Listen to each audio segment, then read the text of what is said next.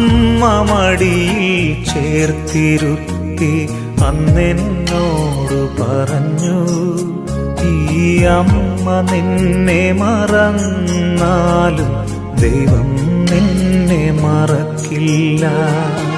അമ്മ മടിയിൽ ചേർത്തിരുത്തി അന്നെന്നോട് പറഞ്ഞു, ഈ അമ്മ നിന്നെ മറന്നാലും ദൈവം നിന്നെ മറക്കില്ല.